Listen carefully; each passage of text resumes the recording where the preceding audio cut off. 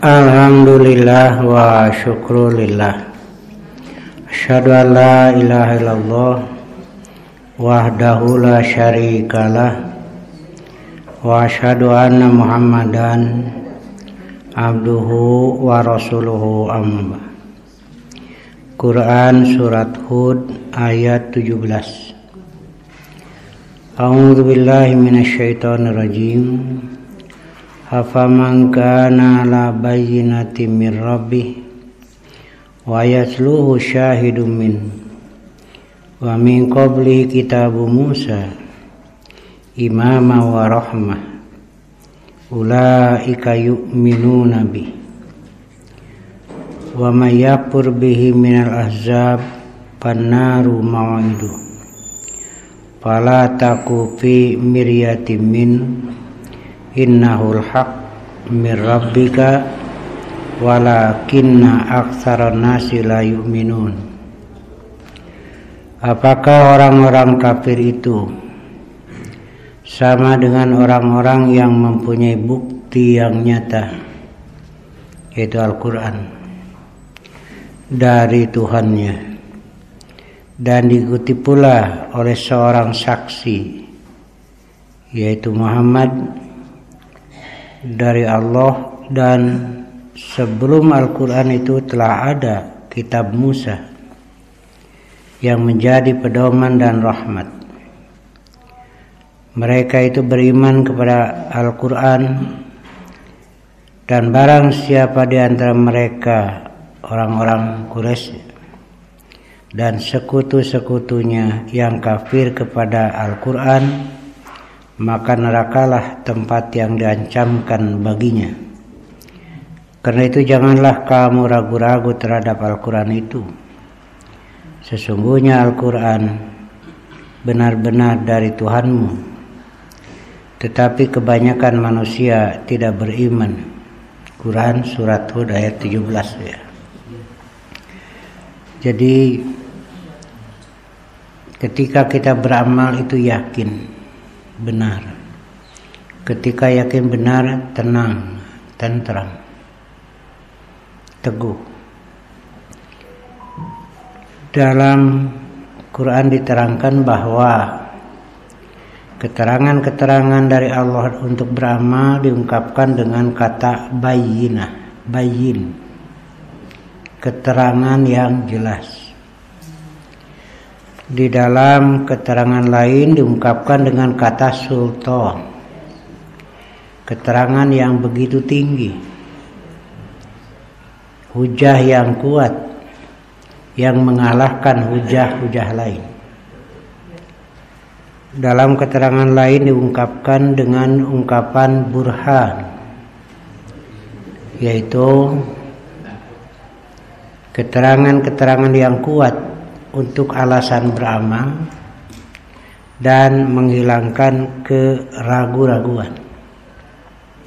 Begitulah ya. Karena itu kita sudah meyakini apa yang kita amalkan itu benar berdasarkan keterangan-keterangan tadi. Ada juga yang mengatakan meni asapang bener nawe. Saya jawab, kalau merasa salah tinggalkan. Itu meni asapang bener nawe. Itu sering kita dapatkan ucapan itu. Saya jawab, kalau merasa salah tinggalkan itu. Bukan kesombongan, tapi kebanggaan itu ada. Karena benarnya itu. Dan Rasul sudah menyuruh tinggalkan keraguan, ambil yang yakin. Nah, karena dalam melaksanakan agama harus yakin. Modal yakin itu adalah keterangan-keterangan yang kuat, bayyinah, sultan, burhan. Nah, itu ungkapan-ungkapan yang menunjukkan kokohnya alasan itu. Karena itu hendaklah pegang teguh, jangan sampai lepas lagi. Amalkan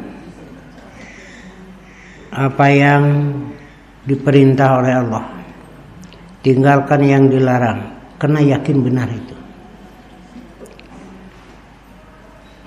Contohnya saja, kenapa kita saum, lapar dahaga? Karena yakin benar. Kalau ragu-ragu jangan. Kenapa kita memaksakan diri bangun subuh? Dahar oream atau ya. Saan resep sholat kan daya. Ya. Tapi yakin itu benar. Dan yang diamalkannya itu yakin benar. Karena itu ada nasihat, jangan duduk bersama ulama kecuali ulama yang memindahkan dari ragu kepada yakin, dari dzan kepada yakin. Yakin itu jelas keterangan dari Allah. Sementara yang dihasilkan oleh pikiran manusia sifatnya dzan. Iya. Dan dzan tidak cukup menjadi pegangan kebenaran. Inilah yang membuat kita teguh melaksanakan amal sesuai dengan keterangan-keterangan itu. Tinggal kita menjaga amal itu. Ya, saya tambahkan dan pernah saya sampaikan ketika berkumpul, di antaranya muncul juga ungkapan dhaif hadis. Nah, saya bertanya, apakah antum siap tidak beralasan di hadapan Allah pada hari kiamat dengan hadis dhaif, dengan alasan yang lemah? Ya, tidak menjawab. Kita kan nanti akan diminta alasan. Dan alasan yang diterima adalah alasan yang dari Allah, yaitu Quran dan Sunnah. Makanya yang lemah kita tidak pakai. Begitu ya. Kemudian yang kedua,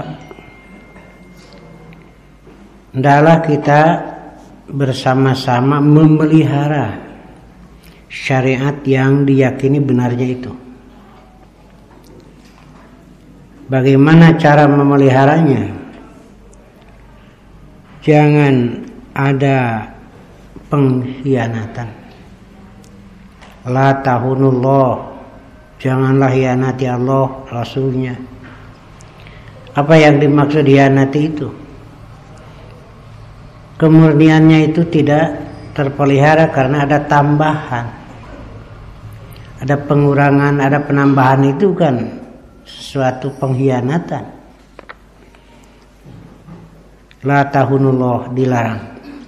Kedua, jangan melakukan al-gulu, la taglu fi dinikum. Apa al-gulu itu? Melampaui batas. Itu di dalam kitab Al-Bukhari ada bab tidak disenanginya ta'amuk, takallub, bid'ah, dan rekayasa ibadah menurut pikiran dan perasaan. Nah, begitu. Kalau ini berjalan seperti sekarang juga banyak, apa artinya Quran diturunkan? Kalau masing-masing dibebaskan untuk membuat aturan.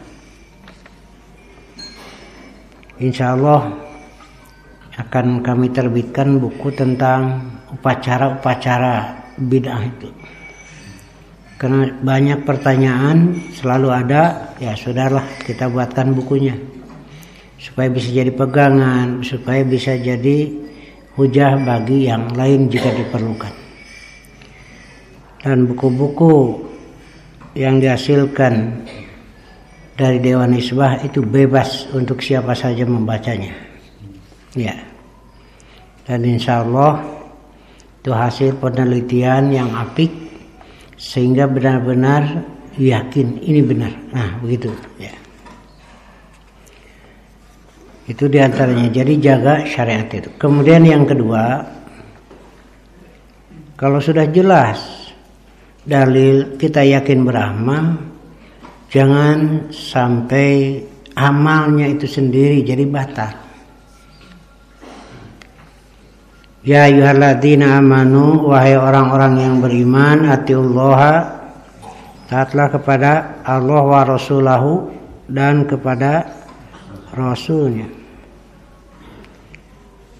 Atiullaha wa rasul, wala tubtilu a'malakum. Jangan kamu batalkan amal. Ini kan sudah jelas alasannya kuat. Melahirkan keyakinan, tinggal kita menjaga jangan sampai batal amal kita itu. Apa saja yang menyebabkan amal itu batal? Jadi amal itu kan ada beberapa macam.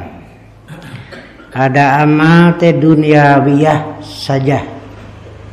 Teh kaitan jeung akhirat da teu iman. Kan orang kafir mah tidak mau, tidak iman kepada akhirat juga. Jadi beramal saja. Walaupun dianggap baik, ini tidak ada manfaat di akhirat. Walaupun dianggap baik, seperti menolong orang, memberi, membuat kebaikan, tetapi tidak didasari iman dan tidak percaya kepada hari akhir. Amal ini tidak ada manfaatnya di akhirat. Ya, tidak dicatat sebagai amal soleh, udah saja. Begitu. Nah, di zaman jahiliyah juga banyak orang-orang yang melakukan kebaikan manusiawi. Tidak ada kaitan dengan akidah, ieu mah. Kitu we jiga mantuan kata tangga barang bere gitu. Jadi di zaman jahiliyah juga ada yang baiknya. Tapi baiknya manusiawi. Kenapa disebut zaman jahiliyah? Jahiliyah itu bodoh. Bodoh dalam agama, bukan urusan dunia. Jadi Mekah oge pan jual meuli teges nepi ka negara Sam itu. Artinya urusan dunia mah maraju bisa. Nah, suka ada yang menyediakan air bagi yang tawaf di Masjidil Haram di Ka'bah, tapi dia tidak beriman kepada Allah. Nah, ini kebaikan duniawiyah, tidak bermanfaat di akhirat. Ketika masuk Islam dan benar Islamnya, maka kebaikan tadi terbawa itu. Nabi mengatakan aslam ta mama aslafta. Kamu masuk Islam bersama kebaikan-kebaikan itu. Jadi aya nilai aya nama. Hade nama geus aya ngan wadah can aya. Ayeuna masuk Islam aya wadah, tinggal masuk. Salahnya dihapus. Nah, itulah kasih sayang Allah itu. Yang salahnya yang sudah-sudah dihapus.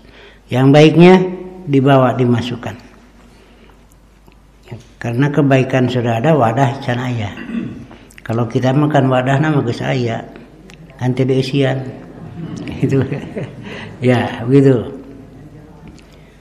Satu, yang kedua, ada amal-amal diniyah yang bersifat agama, tapi ditolak karena tidak memenuhi syarat yang disebut salihun. Ini mah jelas pakai akidah. Ya, rembukan udunan lah 10 orang, meuli onta. Itu dipencit, bagikeun. Itu dibagikan. Ngan sanu ngabagikeunana tati nu 10 teh diundi. Keluar nama saya, maka jadi atas nama saya ngabagikeun teh. Yang begitu di zaman jahiliyah itu. Arisan merinya mau di urang mah. Nah gitu. Nah, ini sebagai contoh. Maka di akhirat tidak mendapat pahala yang baik tapi yang buruk. Kemudian yang ketiga, ada amal untuk akhirat. Tapi di balik itu ada keburukan. Ketika ditimbang lebih banyak baiknya. Nah ini untung ini. Tapi ketika ditimbang lebih banyak buruknya. Nah ini terpaksa harus dibersihkan dulu. Itu surat Az-Zalzalah. Fa'amman saqulat mawazinu fahuwa fi syatir radiyah wa man khaffat mawazinuhu fa ummuhu hawiyah. Nah itu. Kemudian ada lagi beramal untuk akhirat tapi batal pahalanya. Apa yang membatalkannya itu? Satu, riya. Ini yang ditakutkan oleh Rasulullah. Aku takut terhadap umatku jika ada syirkul asghar. Asyirkul asghar. Apa asyirkul asghar itu? Riya itu. Ada yang mati di medan perang. Di akhirat ditanya, karena siapa kamu berangkat ke medan perang? Dia jawab, laka, karena engkau ya Allah. Lalu dikatakan, bohong. Kamu berangkat ke medan perang hanya ingin disebut pemberani, pahlawan. Dan itu sudah kamu terima. Fasuhiba ala wajhi summa ulqiya finnar. Lalu ditarik wajahnya, dilemparkan ke neraka. Beramal baik tapi batal gitu. Karena siapa engkau baca Quran? Laka, karena engkau bohong. Engkau baca Quran ingin mendapatkan pahala, piala, ingin disebut qori. Nah begitu, qori, qoriah, dan ingin mendapatkan piala. Itu sudah kamu terima di dunia. Maka sekarang terpaksa dilemparkan ke neraka, batal. Begitu juga yang lainnya. Jadi ada yang beramal soleh sesuai, cuma batal karena riya. La tubtilu a'malakum. Jangan kamu batalkan. Nah dari sekarang Allah sudah beritahukan. Yang membatalkan amal itu syirkun, sekecil apapun untuk bisa merusak amal. Ya seperti riya, dan juga disertai dengan menghinakan yang lain. Nah, ini harus dijaga itu. Kemudian juga hendaklah dijaga hal-hal yang bisa merusak tadi, seperti Jumatan. Ketika khatib berbicara lalu ngobrol, Jumatnya sah, tapi batal pahalanya. Jumatnya sah, cuma pahalanya batal. Ketika sholat ngobrol atau menegur yang lain sesama manusia, nah ini bisa membatalkan. Ketika sholat bersin lalu mengucapkan alhamdulillah boleh, karena tidak ditujukan kepada sesama manusia. Nugi gireun ngajawab yarhamukallah, batal enak. Nah itu bedanya. Kenapa? Karena ini mah ditujukan kepada, nah begitu ya. Jangan kamu batalkan amal-amal itu. Dan saya pernah menulis di majalah, tumbuh tidak berbuah, tumbuh berbuah tapi tidak dinikmati. Nah ini ada juga model begini. Ia bawa kebaikan salat, kebaikan saum, kebaikan sodako dan lainnya. Tetapi di samping itu ia dolim kepada si A, dolim kepada si B, dolim kepada si C. Maka di akhirat nanti diperhitungkan itu. kebaikan dia itu diambil dipakai bayar kepada orang yang didolimi. Banyak yang didoliminya terus diambil behak kebaikannya itu.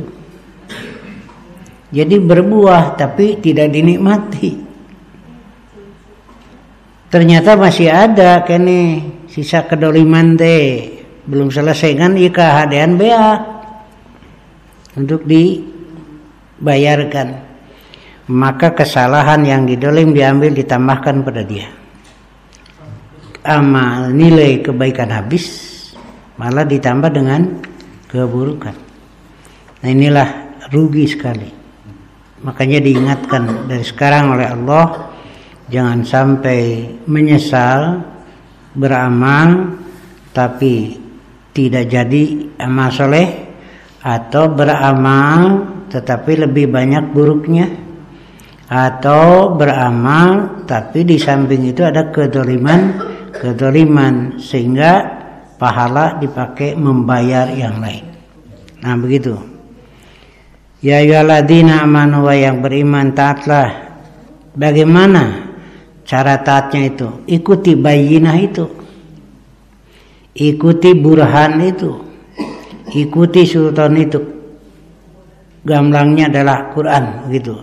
Quran itu bayyinah, Quran itu sultan, Quran itu burhan, Quran itu nur, tuh banyak tuh ungkapannya. Nah, amalkan sesuai dengan bayyinah tadi. Dan dalam menjaga hal-hal yang bisa merusak. Pertama, merusak amal itu sendiri.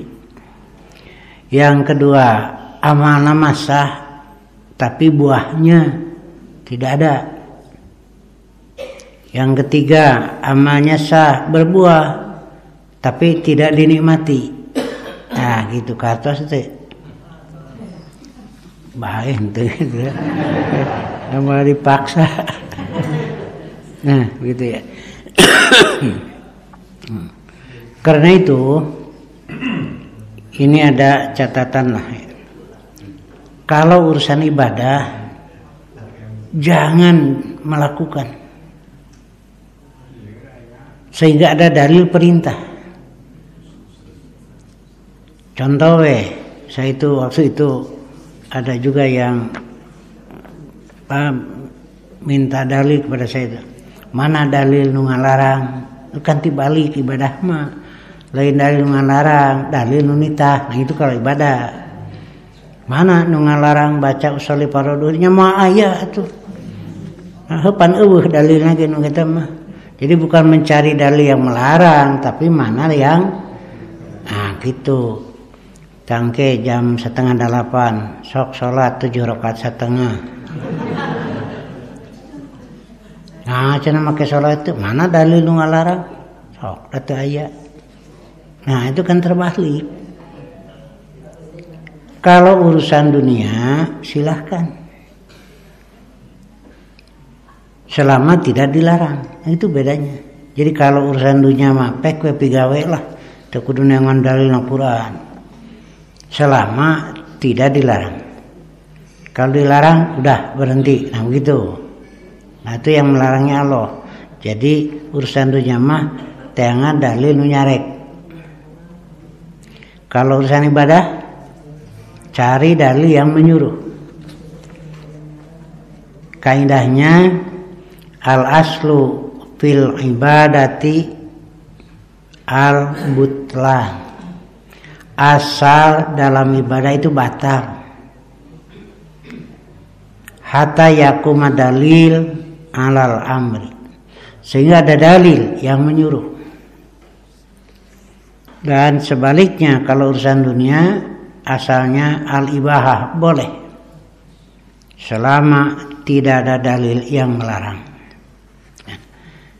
Seperti sholat, saum, haji, semuanya itu dilakukan karena ada dalil.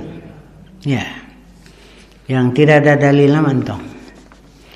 Muncul dalil-dalil yang lemah. Contohnya kunut subuh. Hadisnya ada, dan ada beberapa hadisnya. Tetapi setelah kita kaji, kita teliti, ternyata dhaif itu. Makanya kita tidak amalkan karena alasannya lemah. Bagaimana nanti di hadapan Allah? Kita harus beralasan dengan yang lemah. Ada yang ditanya, apakah kunut subuh itu sunnah atau bid'ah? Jawabnya, yang salah mah nuti sholat. Nah itu. Tinggal mana maksudnya? Jadi tidak jelas itu kan. Nah begitu. Kemudian urusan duniawi, Allah menetapkan hukum secara global saja. Kalau urusan ta'abudi, Allah menyatakan dengan rinci. Ya, ada istilah ta'abudi ibadah, ada adi mah keduniaan lah, kebiasaan. Istilah lainnya ada ibadah ada ibadah goer. Nah begitu ya. Jadi Allah hanya menetapkan global, silahkan waktu cara dipersilahkan pada kita. Nah begitulah. Jadi sudah yakin benar kita amalkan, tinggal kita menjaga jangan sampai amal itu jadi batal. Dan Allah sudah terangkan dari sekarang supaya jangan menjadi penyesalan nanti. Ada yang menyesal sekali sebentar di dunia, datang tepan ke toko teh, Allah aya diskon meni gede. Ya duit kan mawasa eutik, lebar pisan kaduhung. Kena itu tama isuk itu bisa ngawa duit gede. Hari isuk teh datang, tokona teh tutup. Kapan bangkrut tadi diskonnya gede teh. Ya itu mah bisa diulang. Baturan melaketan nikabita hangke mah orang melaketan itu masa usum kaduhung teh. Tapi kalau di akhirat mah menyesal selamanya. Tidak bisa kembali untuk mengubah. Karena itu dari sekarang Allah beritahukan jangan sampai menjadi penyesalan pada hari kiamat. Yaitu beramal batal, beramal tapi tidak dinikmati karena dipakai bayar. Jagalah dari kedoliman. Dan diharapkan ini diterapkan di keluarga itu dengan syariat ini, diusahakanlah ya. Dan hati-hatilah dari upaya-upaya penyimpangan. Ada yang sengaja memang membuat sendiri rukun iman ngan 3 Syiah itu, rukun Islam 5 tapi beda isinya ya. Kemudian muncul di Sulawesi yang menyatakan rukun Islam 11. Ya, nggak tahu apa saja tuh ya. Dan inilah ya upaya-upaya akan merusak. Bagaimana caranya? Sudah. Siapapun yang berfatwa kembalikan kepada Quran Sunnah. Itu untuk keselamatan. Karena jika tidak kembali kepada Quran Sunnah itu semuanya lemah. Tidak bisa dipakai hujah untuk beramal. Dan di dalam ayat lain diterangkan, ya ayyuhalladzina amanu atiullaha wa rasulahu wa la tawallau anhu wa antum tasma'un. Nah, kita belajar, kita ngaji bersama-sama bukan untuk yang lain, untuk masing-masing. Karena berjalan perlu bimbingan cahaya. Ya. Zaman jahiliyah itu kan gelap. Nah, Quran itu sebagai cahaya. Ketika gelap dibuka mata. Ketika datang cahaya mata dipejamkan. ari keur poek dipolototkeun, ari caang peureum kana sarua. Nah, banyak yang seperti itu. Ya.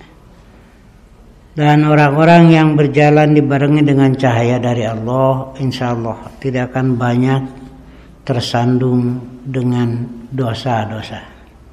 Karena jelas cahaya itu. Nah, terakhir ini ya, saya tadi sampaikan, hendaklah hati-hati memilih majelis. Ya, bukan debo, silahkanlah majelisnya itu, tetapi hendaklah memilih. Jangan sampai setelah yakin menjadi ragu. Dari yakin Quran Sunnah, ikut-ikutan mengikuti hasil pikiran manusia. Itu kan dzon sifatnya. Setelah yakin masa berpindah kepada dzon, mestinya dari dzon kepada yakin. Makanya tadi ada nasihat, jangan duduk bersama ulama, nah gitu bacanya. Ya, jama dari alim yang berilmu. Jangan bacanya dipotong ulama. Kalau itu beda artinya. Ula itu ular, ma'in itu cai. Jadi jangan duduk dengan ulama-ulama orai cai wungkul, orai kadut sekarang banyak tuh. Ya, karena itu kenyataannya. Sudah tidak lagi berpikir nasib umat ini sesat atau tidak. Sampai muncul kuburan-kuburan palsu. Umatnya lagi tidak mau bertanya. Disiapkan eta teh canceling teh. Dulu we diterangkeun mendatang ke kuburan eta baris menang karamat syafaat segala macam. Apalagi kalau dengan infak tuh itu. Itu kan sekarang sudah mulai dibongkar terus. Dan Persis sudah bersikap tidak melihat ia turunan Nabi atau bukan. Tapi Persis akan melihat benar itu. Benar itu dasarnya Quran dan siapapun dia. Nah kan itu. Makanya tidak banyak yang ikut-ikutan lah. Nah itu kehati-hatiannya. Hendaklah duduk dengan kiai ustaz ajengan yang memindahkan dari ragu kepada yakin. Minasyak ilal yakin, jangan sampai terbalik. Karena ada juga ikut yang lain yang alasan-alasannya itu zon. Ya, kasihan juga itu. Setelah yakin malah pindah. Nah, kemudian juga hendaklah dalam melaksanakan itu jangan ada ta'ammuk, jangan ada takalluf, tidak usah tanazu, ya yang dikhawatirkan oleh Rasul ini. Setan sudah putus asa untuk disembah, patung berhala dihancurkan, tapi masih ada yang dijadikan alat untuk merusak, yaitu ketika berbantah-bantah tidak merujuk kepada Quran Sunnah. Karena akhirnya jadi pikiran masing-masing. Jadi kumaha aing ban gitu. Iya. Kalau berbantah tidak merujuk pada Quran dan Sunnah, artinya merujuknya kepada pikiran dan hawa nafsu. Jadi cek abdi mah lain cek Quran Sunnah. Cek abdi mah goreng we. Aya ustad geura jam 8 ngopi gehu. Tanggal 8 Dzulhijjah. Kapangi ku ibu-ibu jauh ditunjuk we ibu-ibu teh atuh. Ustad saum bari nunjuk. Cek ustad teh pan sunat ibu. Kumaha cek ibu-ibu sunat oge ustad mah kedah we atuh. Atuh jadi wajib. Ieu ras terkuat di dunia teh. Abdi mah ibu nerangkeun ngajarkeun teh lain ngomong nguku jeung praktekna. Yen ieu teh sunat. Nah gitu. Nah gitu ya. Jadi apa dalil begitu. Pan cek ibu-ibu mah hawa nafsu tadi mah ustaz make dalil. Nah, kapan wajib manu Ramadan eta mah sunat gitu. Itu gitu dosa. Tapi ibu-ibu pan ku pikiran ku hawa nafsu ustaz mah kedah we atuh. Tuh jadi wajib. Nah, begitulah. Kita hindari semua itu karena saya terus dengan yang lain menyampaikan sebagai pemeliharaan. Karena ini terlalu banyak tuh ya serigalanya itu yang merusak akidah. Malah kelihatannya bagus, kelihatannya baik dengan dikir-dikir itu kan tidak ada yang salah. Tetapi kesananya kalau ingin dapat uang gede dan baca ini nah gitu kan. Nah itulah gambaran. Jadi hendaklah kita tetap kuat karena orang yang hidup bersama bayyinah, keterangan yang nyata, hidup bersama burhan, alasan yang kuat dan sultan, insya Allah teguh, tidak akan goyah. Ya. Seperti saya pernah sampaikan, walaupun ada wacana, malah ada yang sudah menyetujui hadyu disembelih di tempat di lemburna masing-masing. Kita bertahan itu tidak. Karena ini bukan udhiyah. Hadyu bagi yang melaksanakan haji. Tempatnya persembelihan itu di Mekah dan sekitarnya. Mekah, Mina itu. Itu dalil. Ya ustadz yang lain sudah mulai cenderung ke sana dengan alasan asas manfaat, tidak merepotkan. Karena sampah yang terbanyak itu di musim haji. Jadi di dunia ini sampah yang terbanyak di musim haji, tambah lagi ini. Begitu. Saya hanya menjawab, saya merujuk pada Quran. Dan Quran menyatakan hadyu disembelih di Mekah, bukan di tempat masing-masing. Gitu. Ini asas manfaatnya. Saya tidak berpikir itu. Asas manfaat belakangan. Yang penting dasar dulu. Pokok dulu. Nah gitu. Kemudian muncul lagi aliran padilah. Pokoknya mah aya padilahna gitu Tidak melihat sahih atau tidak, benar atau tidak alasannya. Saya gambarkan jika sesuatu perkara ada padilahnya, ini catatan, berarti padilah mah akibat dari adanya perkara itu. Tidak ada perkara itu, ya tidak ada padilah. Lalu dikejar padilah dulu tanpa memperhatikan ada tidak amalnya itu. Kedua, apakah sahih tidak? Ya padilah sidik amalnya gitu jadi. Nah gitu. Nah, makanya inilah ya yang saya terus keliling bersama yang lain, minimal memelihara kita saja dulu lah ya, supaya jangan sampai amal kita malah jadi rusak. Kalau ada keraguan, kalau ada hal-hal yang belum bisa diyakini, tanyakan saja.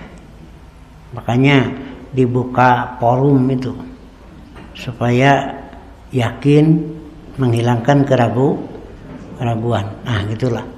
Ya sampai di sini saya dulu.